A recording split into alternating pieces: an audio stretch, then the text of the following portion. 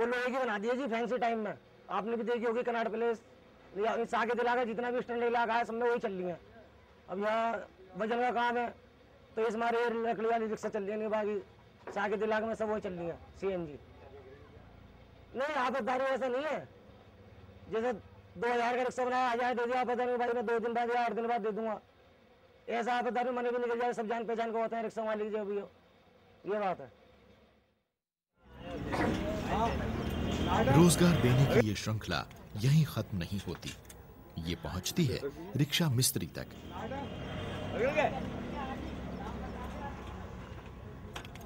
एक रिक्शा मिस्त्री मामूली सा पैसा लगाकर सड़क किनारे अपनी मरम्मत की दुकान शुरू कर देता है।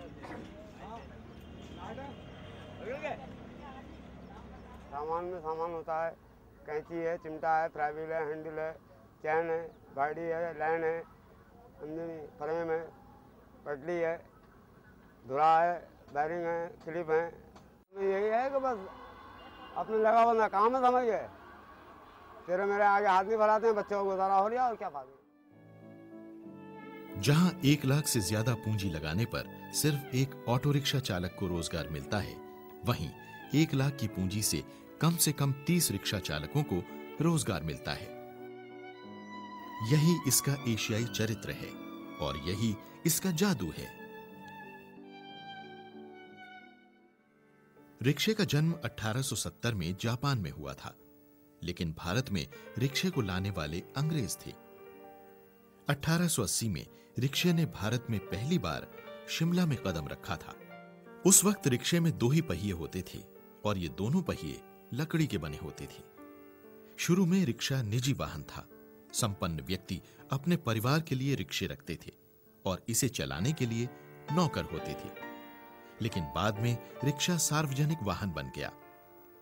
रिक्शे का जन्म मानव श्रम से चलने वाली गाड़ी के रूप में हुआ था और इसे हाथ रिक्शा कहा जाता था। समय के साथ साथ रिक्शे के डिजाइन में भी बदलाव आए। हाथ रिक्शे से यह साइकिल रिक्शा हो गया और इसी बदलाव में रिक्शे के विकास की कहानी भी छिपी हुई है।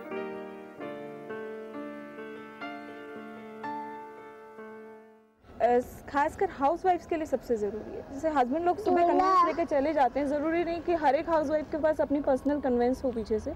तो हम लोग के लिए आसपास मार्केट जाना, वेजिटेबल्स लेने या और कुछ सामान लेने, उस सब के लिए सबसे कन्वीनियंट है रिक्शा, सबसे ईजी है। उसके लिए हम लोग टैक्सी यूज़ नहीं कर सकते, हम लोग ऑटो यूज़ नहीं कर सकते, तो the only thing is rickshaw. जहाँ तक रिक्शा का सवाल है, वो तो एक आम आदमी की सवारी है और उसकी तो हर जगह ज़रूरत है। ख़ास तौर से जो है मोहल्लों में और कॉलोनीज़ की बाई लेन में इसकी तो ज़रूरत है। अब मुझ जैसे रिटायर आदमी का जहाँ तक सवाल है, बच्चे तो गाड़ियाँ लेके चले जाते हैं। अब मैं जहाँ पर खड़ा हूँ, यहीं से अगर देखा जाए तो नियरेस्ट जो बस स्टॉप है वो कम से कम 1 किलोमीटर दूर है और वहाँ तक जाने के लिए यही एक सवारी है जो वहाँ तक पहुँचाती है, वहाँ से यहाँ तक लाती है।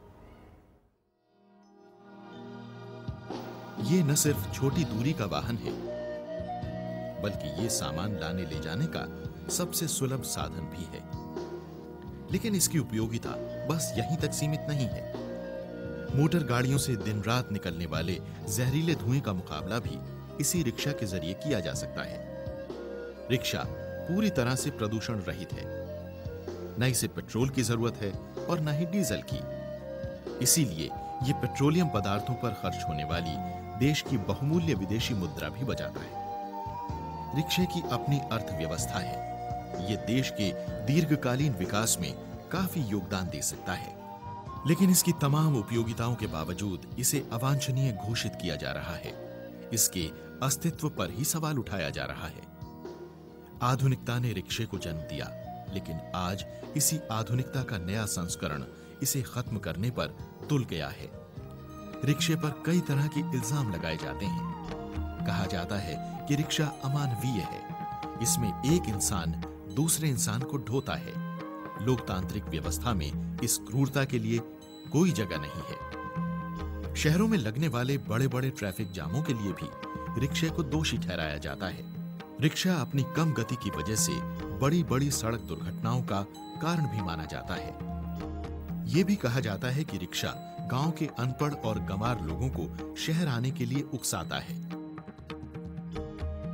जिससे शहरों के ऊपर अनावश्यक दबाव आ जाता है, नागरिक सुविधाओं की कमी पड़ जाती है।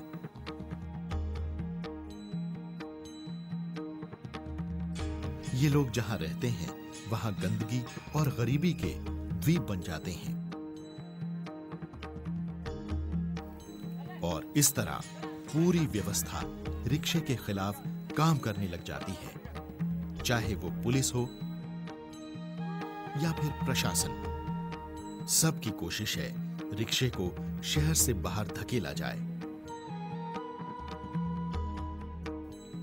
इसीलिए रिक्शे की संख्या को नियंत्रित करने के लिए लाइसेंस जारी किए जाते हैं। रिक्शा ही एक ऐसा वाहन है जिसे शहर में चलाने के लिए वहां के प्रशासन से लाइसेंस लेना जरूरी है और हर शहर का प्रशासन ही ये तय करता है कि उस शहर में कितने रिक्शे चलेंगे। रिक्शे की वजह से शहरों की रौनक खत्म ना हो, इसके लिए खास इलाकों में रिक्शे को चलाने पर प्रतिबंध लगाया जाता है। गलती से अगर कोई रिक्शा इस नो एंट्री जोन में आ जाता है तो उस रिक्शे को जब्त कर लिया जाता है और ऐसे रिक्शे जिनकी लाइसेंस नहीं है उन्हें पकड़कर तोड़ दिया जाता है। सरकार और प्रशासन कोई भी रिक्शा नहीं चाहता, लेकिन क्या सचमुच ये वाहन इतना अमानवीय है, इतना अप्रासंगिक है कि हमारे जीवन में इसके लिए कोई जगह ही नहीं होनी चाहिए?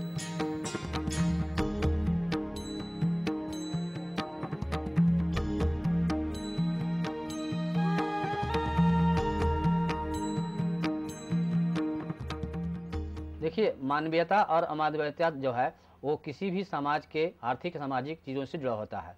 अगर आप उसको कहते हैं कि अमानवीय है तो फिर जो सर पर बोझा ढो करके कुली चलता है वो भी अमानवीय है। अगर आप अपना सामान सिर पर उठा के चलते हैं तो भी एक अमानवीय कर्म है। अगर बच्चा जो है अपना बोझा लेकर के स्कूल जाता है तो वो भी अमानवीय है। ये तो परसेप्शन की बात है। अगर उसमें है भी तो आपको देखना पड़ेगा कि टेक्नोलॉजी से उसके सुधार हो सकते हैं कि नहीं। पूरी दुनिया में ऐसी कल्पनाएं की गई है और ऐसे रिक्शे बने हैं कि जिसमें बगल में सवारी बैठता है और बगल में उसका चालक चलाता है, जैसे टैक्सी की व्यवस्था है।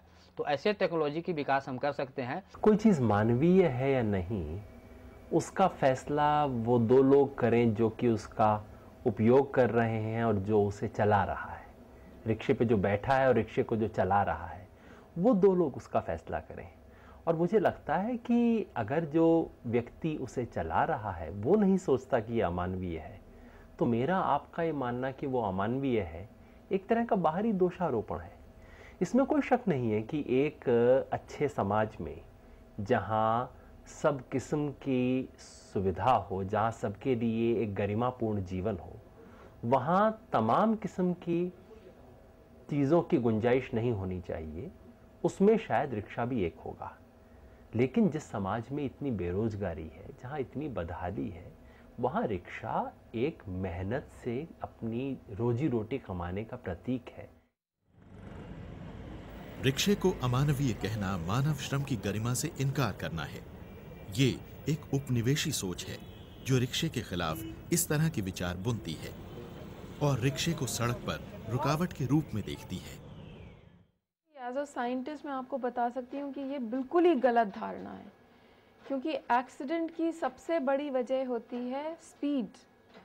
आज तक आपने कभी स्टेटिस्टिक्स में देखा है कि रिक्शे ने एक्सीडेंट किया और कितने लोग मर गए? ऐसा कभी नहीं होता है। होता कब है कि जब कोई गाड़ी तेज़ गति से जा रही होती है, उसने रिक्शे को धक्का दिया या उसने पैदल चलने वाले को धक्का दिया या दूसरी गाड़ी को धक्का दिया, तब एक्सीडेंट होता है। तो अगर एक्सीडेंट कम करना है तो इसके मतलब आप अगर रिक्शे के लिए अलग लेन बना दें